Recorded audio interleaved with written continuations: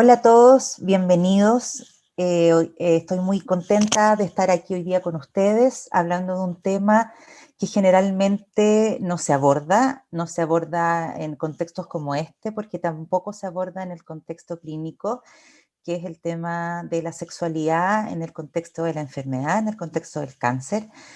Y no se aborda fundamentalmente porque generalmente se piensa de que la sexualidad es un tema de segundo orden, es un tema de importancia secundaria o incluso terciaria o incluso no se debiera abordar en el contexto de la enfermedad, de una enfermedad de esta gravedad o de esta envergadura como es la patología oncológica. Pero hoy día vamos a ver que sin duda la sexualidad, como en cualquier ser humano, es de una importancia capital en la calidad de vida. Vamos a ver que en el paciente oncológico es también de esa relevancia. Vamos a ver cómo afecta, desde qué dimensión afecta y cómo podemos también los profesionales incorporar esta dimensión en la atención de nuestros pacientes para también poder colaborar con la calidad de vida de ellos durante su tratamiento y con posterioridad a él. Vamos a iniciar pensando en cómo en una medicina donde la supervivencia es el fin fundamental, donde la lucha contra la enfermedad o donde este interés de derrotar a la muerte, ¿cierto? Se vuelve el objetivo primario. Objetivos clínicos como la sexualidad pasan, como hablábamos, a tener un objetivo de segundo orden, ¿no? Y en este sentido, cuando pensamos en la muerte, los significados que como sociedad tenemos respecto a la muerte, que tenemos respecto a la medicina también, y que tenemos respecto al cáncer, que tienen sus propios significados socioculturales, cuando se enfrentan también a los significados que tenemos respecto a la sexualidad, a una sexualidad eh, que también la circunscribimos a la esfera privada, ¿no? A la vida personal de nuestros pacientes, de nosotros mismos también como profesionales, que también la tenemos asociada a la juventud, a la belleza, al dinamismo, que está en franca contraposición con la experiencia de enfermedad. Estos significados de alguna manera se contraponen en la experiencia de enfermedad, apareciendo significados opuestos, ¿no?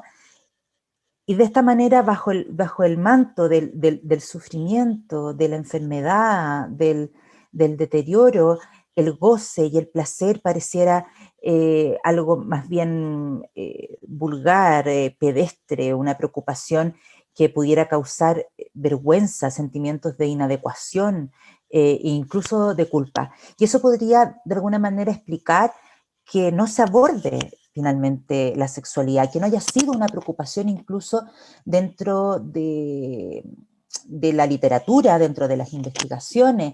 La sexualidad se aborda en salud desde la salud reproductiva, y es una preocupación dentro también de lo social o de lo psicosocial, cuando se abordan problemáticas como el embarazo adolescente, el aborto seguro, la violencia sexual, ¿cierto? Y desde la salud, gracias entre comillas, ¿cierto? A patologías como el VIH, las enfermedades venéreas, pero no se aborda o no ha permeado esta preocupación desde las problemáticas sociales que conversábamos o desde las patologías a esferas como personas en situación de discapacidad o personas con patologías crónicas como podríamos hablar de muchas patologías oncológicas o en situaciones más agudas de algunas también patologías como el cáncer.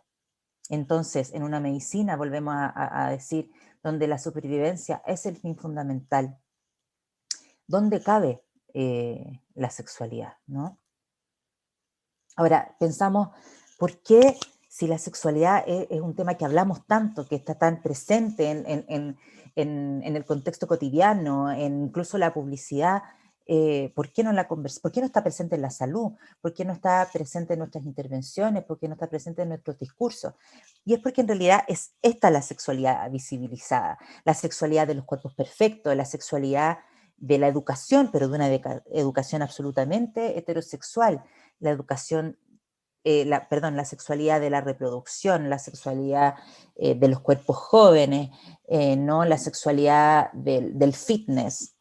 Sin embargo, hay una sexualidad que sigue siendo tabú, que es la sexualidad de la tercera edad, que es una sexualidad que no queremos mirar, que no nos gusta, que nos parece eh, incómoda, que creemos que no existe o que preferimos pensar que no existe, la sexualidad en personas del mismo sexo o las nuevas sexualidades que hoy día vemos, ¿cierto?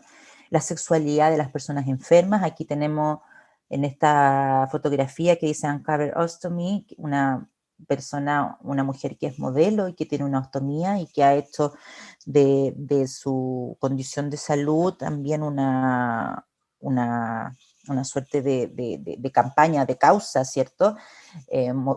Mostrando y visibilizando su ostomía y también la sexualidad al final de la vida. Ahora es importante saber y entender que cuando hablamos de sexualidad, muchas veces siempre nos evoca pensar en coito, ¿sí? En la relación sexual.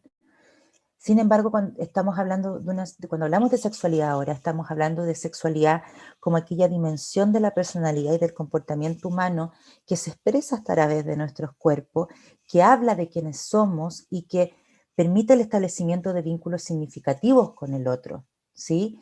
Y eso va mucho más allá de, por ejemplo, la penetración, que es lo que solemos pensar cuando hablamos de sexualidad. La expresión del afecto o de nuestra corporalidad o del deseo habla de nuestra sexualidad y de quiénes somos, ¿sí? Por lo tanto, vuelvo a repetir, la penetración es un aspecto de la sexualidad, pero es un aspecto muy pequeño de la sexualidad.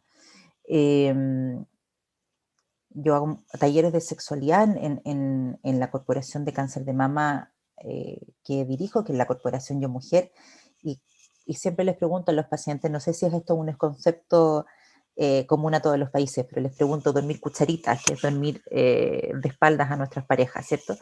O apoyados en la espalda de nuestras parejas. ¿Es sexualidad?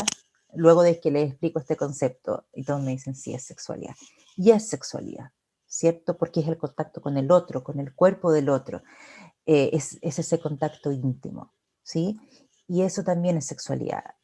A eso nos referimos, ¿cierto? A esa ampliación del concepto que nos salimos del imperativo coital, ¿sí? De pensar que la sexualidad solo involucra la penetración, que es además una mirada absolutamente heteronormativa de la sexualidad o de la intimidad sexual. Esta es una cita que a mí me gusta mucho, que generalmente la uso para hablar sobre esta imposición del lenguaje bélico en cáncer, que va a haber una exposición de eso también, a la cual los invito a todos, que es de un maravilloso autor chileno ya fallecido. Y esta es una cita que él dice en una entrevista un año antes de su fallecimiento por un cáncer de lengua, que dice, esto, el cáncer, no es como el SIDA, que le lleva reggaetón. Esto hay que hablarlo con música de Wagner. Hay gente que me dice que tengo que dar la batalla, que hay que pelearla. Esas frases bélicas a mí me cargan. Yo no lo uso, simplemente me trato, yo lo contengo, lo evaporo. Pedro Lemebel es un maravilloso escritor chileno que se los recomiendo por si lo quieren leer, y él de alguna manera cuestiona el lenguaje que se impone socialmente para hablar del cáncer, este lenguaje de guerra, ¿no? Eh, porque de alguna manera no solo se impone la manera en que tenemos que hablar del cáncer, sino que también se impone desde la sociedad cuáles temas son prioritarios y cuáles temas son secundarios, que como pacientes nos tiene que preocupar y que como pacientes no nos tiene que preocupar. Cuál es el buen paciente y cuál no, qué temas tienen que ser dichos y qué temas tienen que quedar silenciados. Eh, y de alguna manera la sexualidad es un tema que pensamos, creemos o sospechamos que debiera quedar silenciado muchas veces. Ahora, parece, o sea, de hecho uno revisa la literatura y hay consenso entre los profesionales de la oncología, incluso entre los pacientes, de que la sexualidad es capital y es súper importante en la calidad de vida de los pacientes. Sin embargo, en la literatura especializada es prácticamente ausente, o si bien está presente, es súper distinta en su cantidad o la envergadura de la cantidad de investigación en relación a otras temáticas que están bien cubiertas, ¿no? Sin embargo, cuando se aborda, o sea, las veces que sí se aborda sexualidad, se aborda desde lo que yo les mencionaba, este imperativo coital, o desde la sexualidad genital. Es decir, se aborda desde los niveles de excitación, por ejemplo, cuánto se llega a excitar un paciente oncológico o la pareja oncológica, ¿cierto? Desde la frecuencia del coito, cuántas veces hay relaciones sexuales penetrativas, la capacidad orgásmica, cuántas veces de la cantidad de relaciones sexuales hay orgasmo, y la capacidad reproductiva, ¿sí? Si se recupera la capacidad para poder tener hijos o no después de un tratamiento oncológico, por ejemplo. Esto, y se cree que con eso estamos abordando sexualidad. También hay investigaciones respecto a cuánto se aborda la sexualidad en el contexto oncológico, desde el mismo lugar, ¿no? Y muchos profesionales creen que están abordando sexualidad cuando preguntan sobre este tipo de tópicos a los pacientes. Pero ese es un sesgo, porque estamos hablando de ese tipo de sexualidad, no estamos hablando cómo te sientes con tu pareja, si te sientes cómodo con tu cuerpo, cómo te sientes en ese encuentro, cuáles son tus aprensiones, cuáles son tus temores, eso no está abordado, ¿sí? Entonces hay ciertos sesgos y hay sesgos valóricos también, que son súper importantes de que los profesionales revisemos en nosotros mismos, porque son sesgos que tienen que ver con nuestros tabúes socioculturales, nuestros estereotipos socioculturales. De alguna manera ya hemos esbozado algunos. Está el sesgo de la edad. Eso quiere decir que muchas veces a los pacientes más jóvenes no les preguntamos porque tenemos temor de que los padres de esos pacientes puedan enojarse, podamos ser imprudentes, o suponemos que a lo mejor no tienen vida sexual. Sesgos del estado civil, si no vemos anillo, no preguntamos. De condición sexual, muchas veces vemos a un paciente que viene con un amigo frecuentemente, pero no preguntamos cuál es el rol de ese amigo o de esa amiga, a lo mejor no por una discriminación, sino por no molestar y por no entrar en esa esfera privada. Sin embargo, hay muchas investigaciones que revelan que cuando uno no conoce la condición sexual del paciente, siendo el paciente de comunidad LGTBI, ese paciente va a sentir menos satisfacción con los cuidados porque tenemos menos referencias de lo que ese paciente necesita desde su condición y no estamos dando el rol al cuidador que requiere y necesita, ¿sí? Eso es un gran tema que podríamos estar hablando en una presentación solo de eso. Otro sesgo importante es que suponemos que solo aquellos pacientes cuya localización del tumor afecta a órganos sexuales son los que van a tener afección en su sexualidad, lo que también es un sesgo y un error.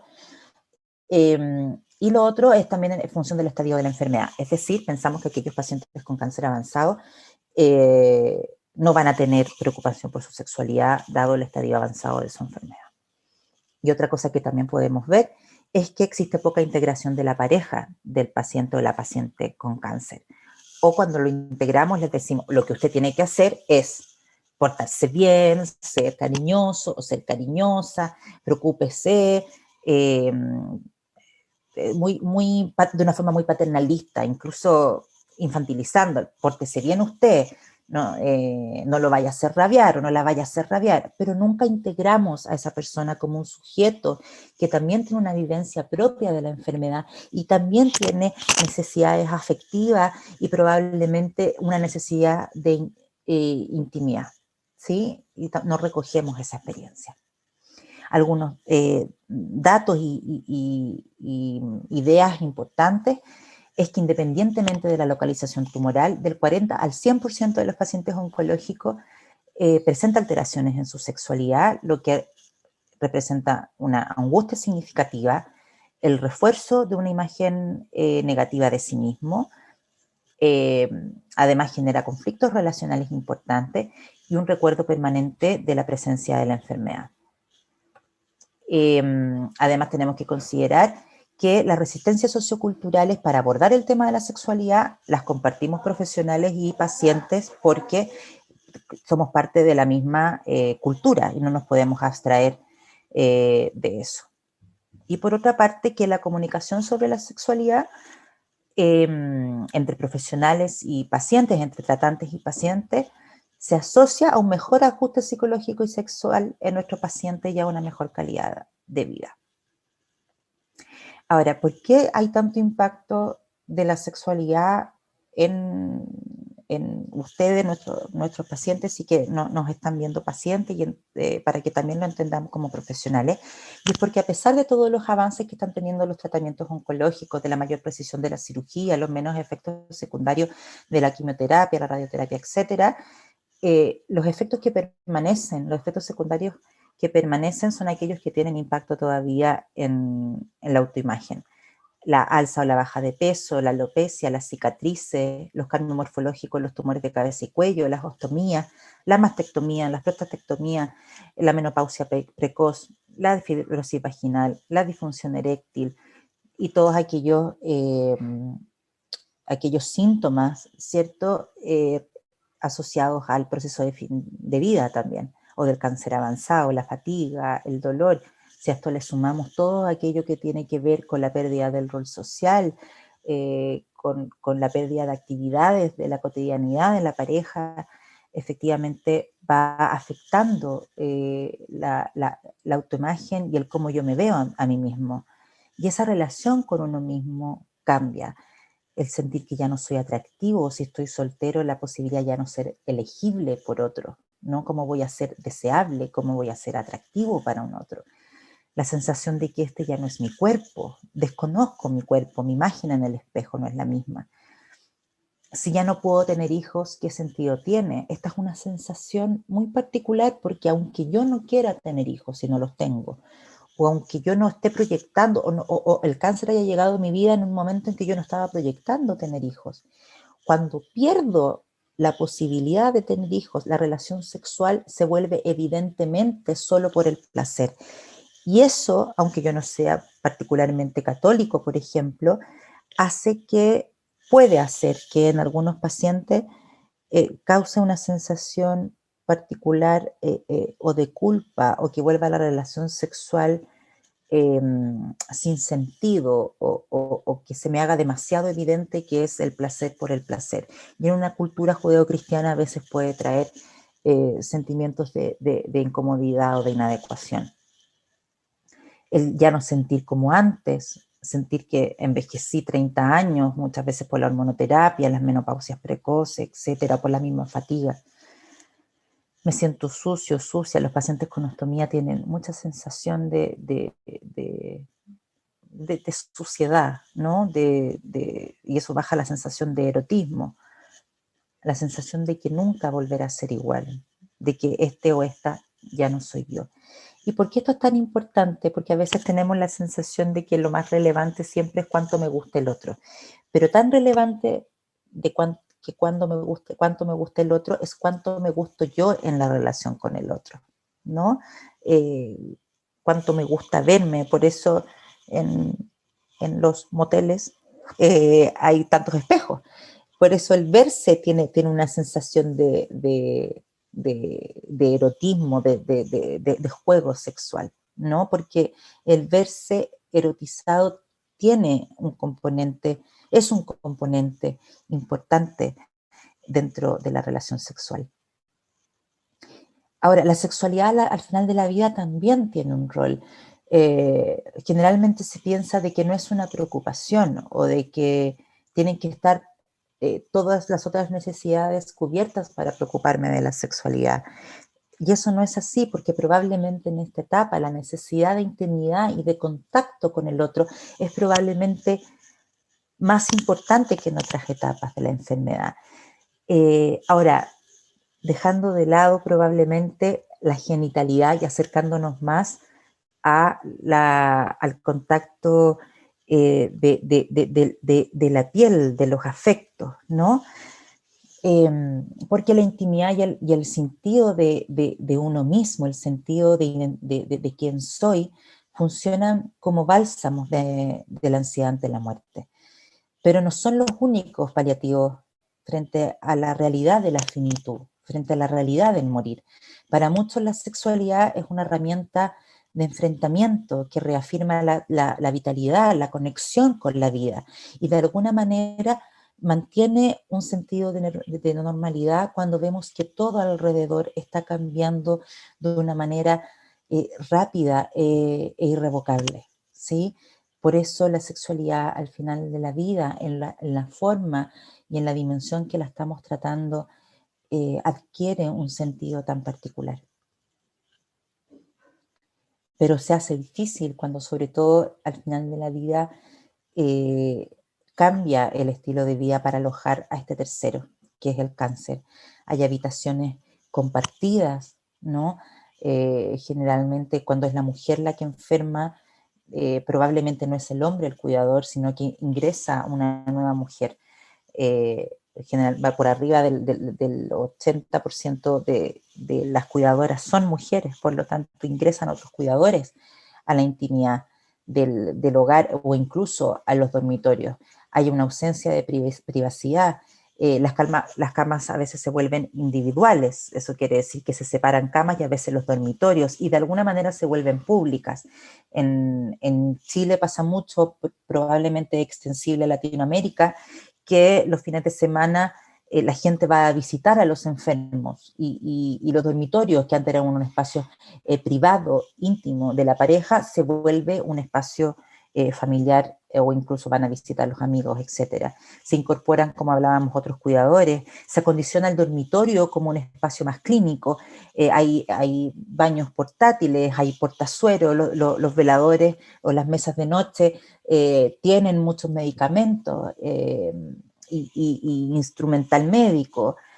Y también hay una inclusión del equipo, esto que muchas veces los pacientes agradecen, que nosotros vayamos a domicilio con los médicos, las enfermeras, los técnicos paramédicos, eso mismo también puede generar la medicalización del espacio íntimo. Y eso también afecta la erotización. Y con esto no estoy hablando de la erotización en términos más superficiales de lo que pensamos siempre, la erotización del espacio con velas y aromaterapia, que a veces puede ayudar en algo. Estoy hablando de la erotización de la privacidad del espacio de la pareja, ¿sí? Y esto una especie de esquema que realizamos en mi tesis de especialización de terapia de pareja y de familia, junto a un psiquiatra, que es un esquema de alguna manera circular que ejemplifica lo que puede estar pensando la persona, en este caso la mujer, lo hicimos particularmente en cáncer de mama, pero es extrapolable a otras patologías oncológicas, de lo que puede estar pensando la mujer que tiene cáncer y lo que puede estar pensando paralelamente la pareja. Esto después de una investigación de la literatura, pero además de la experiencia que tengo clínica de muchos años haciendo talleres de pareja y de sexualidad en pacientes con cáncer de mama y cómo expresan las parejas, cuál es su vivencia de enfermedad, de sus temores y de cómo se limitan a veces en el acercamiento con sus parejas. Y por otro lado, las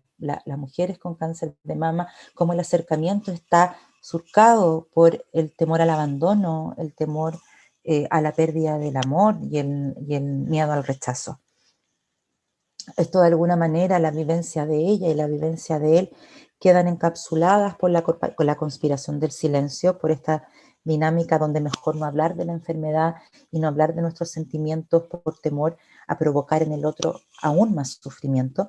Entonces finalmente no nos enteramos de lo que le pasa al otro y quedamos en la incertidumbre del vivenciar de mi pareja y seguimos creyendo que lo que yo pienso que al otro le pasa se vuelve la verdad muchas veces basadas en supuestos. Entonces la idea es que revisemos lo que piensa ella que a él le pasa, lo que piensa a él que a él le pasa y cómo se perpetúan las dinámicas relacionales en la pareja.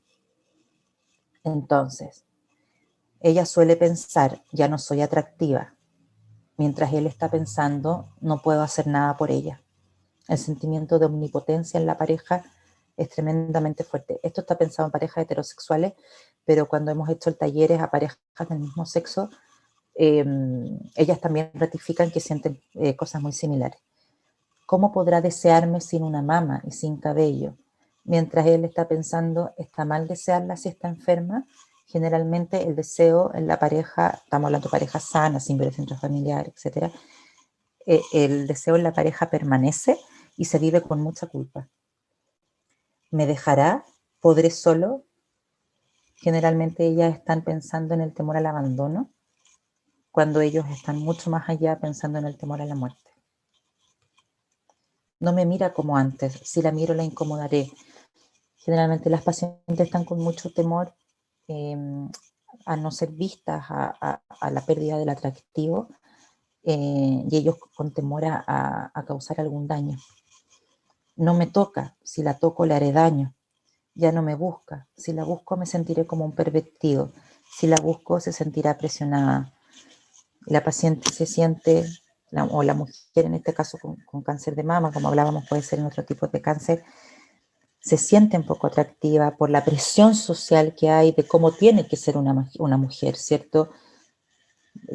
Delgada, pelo largo, todos los mandatos que hay sobre las mujeres y cómo tienen que ser físicamente, ¿no? Entonces está la presión y el temor a no ser lo suficientemente bellas, deseables, etcétera, para sus mujeres, y para sus parejas, y el temor que eso puede generar, mientras la pareja está con mucho temor a perderla, aun cuando pueden haber cánceres de buen pronóstico, hay mucho temor a la pérdida y temor a la inadecuación del deseo sexual. Entonces ella probablemente no busca a la pareja, lo que ratifica las ideas de que la intimidad sexual puede ser inadecuada, lo que hace que él tampoco busque, lo que ratifica las ideas de ella de no ser atractiva, por ejemplo. Y esto queda encapsulado en la conspiración del silencio, ratificando las ideas de ambos y aumentando la distancia sexual en la pareja. Si hablábamos particularmente en el cáncer en la población LGBTI, esto es un temazo en sí mismo, pero vamos a ver algunas verbalizaciones como el temor de que mi ser gay tengo temor a que mi ser gay sea descubierto, se ha visto de que hay muchísimo temor al disclosure, en el fondo a que de alguna manera se abra accidentalmente la condición sexual de los pacientes y que eso se traduzca en discriminación o en una atención de peor calidad a los pacientes oncológicos. Y de hecho hay estudios que dicen de que efectivamente tienen una atención de menor calidad y que cuando no está abierto tienen menor satisfacción en los cuidados, ¿cierto? Aquí hay otra verbalización, el cáncer está en nuestra familia, no nos digas que no la puedo visitar en el hospital, esto porque no en todos los países está validada las parejas del mismo sexo.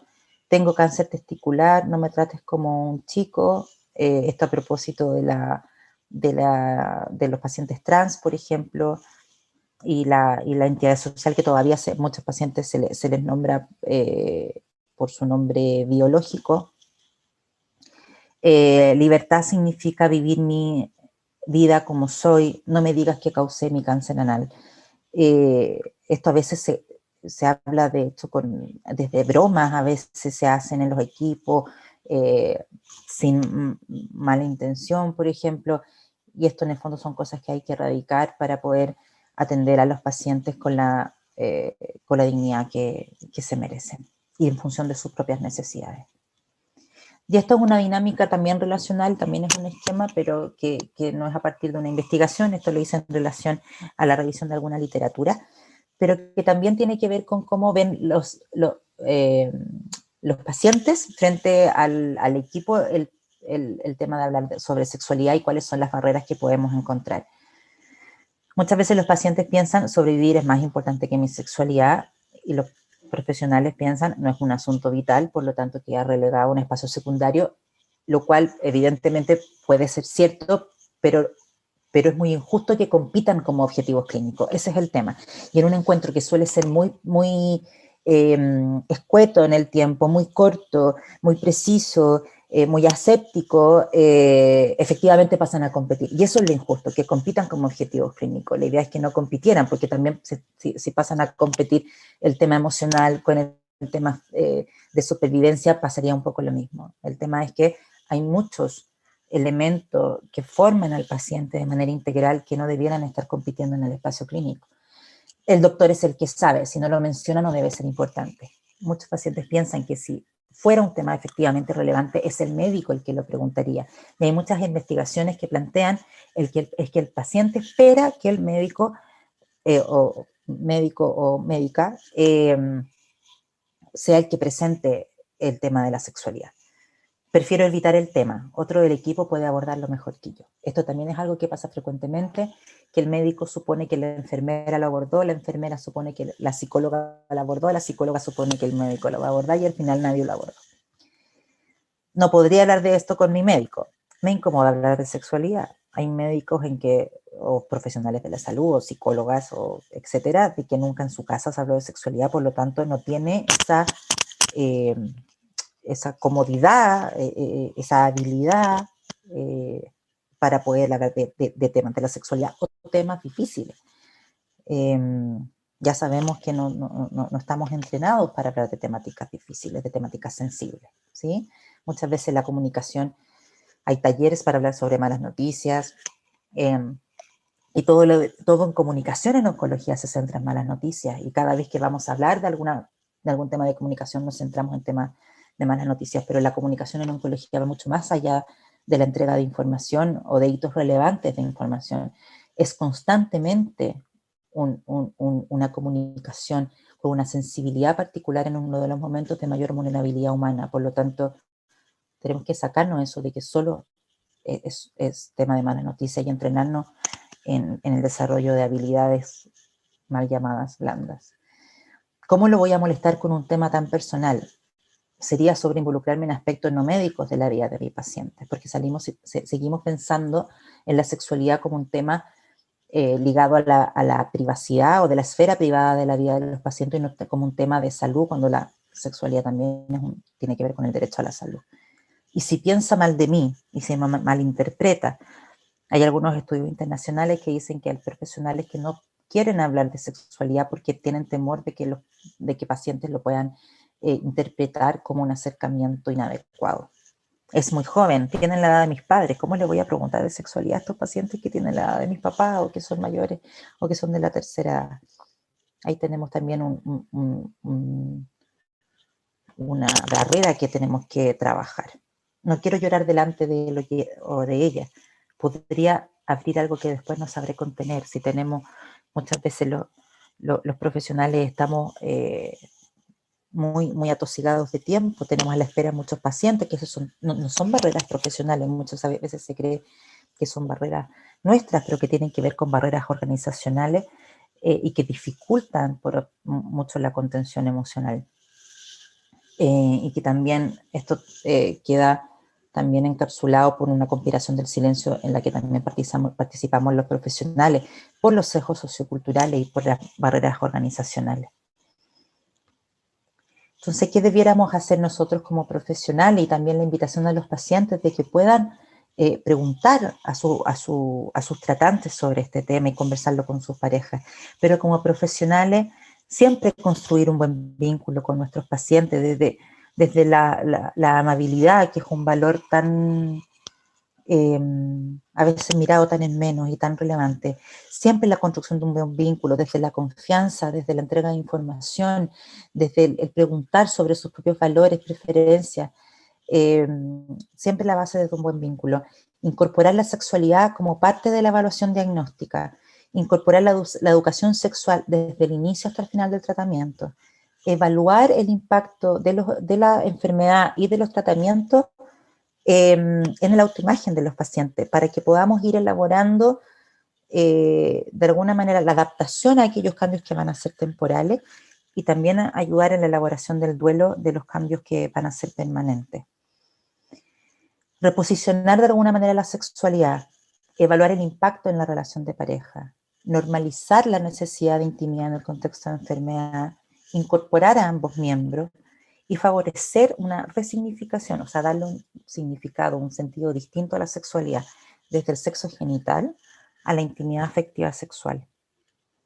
Y cambiar el paradigma de la atención en oncología, porque muchas veces los sistemas de salud están súper entrenados para la atención en patologías agudas, de una forma reactiva, ¿cierto? Y centrado en la curación, a pacientes con patologías que requieren una continuidad, una permanencia y centrado en el cuidado. Curación y cuidado no son tareas contrapuestas, ni que una venga después de la otra.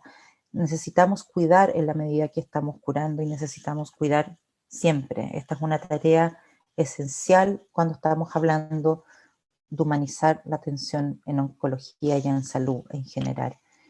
Desde un curar versus un cuidar hasta hacia un cuidado justo, como dice una filósofa a la que admiro mucho, que se llama Lidia Feito, un cuidado justo. La incorporación de la sexualidad en el contexto de la enfermedad, en el contexto de la oncología, tiene que ser considerada como parte de una ética del cuidado a la que se debiera orientar toda práctica sanitaria en el camino de garantizar la humanización en salud.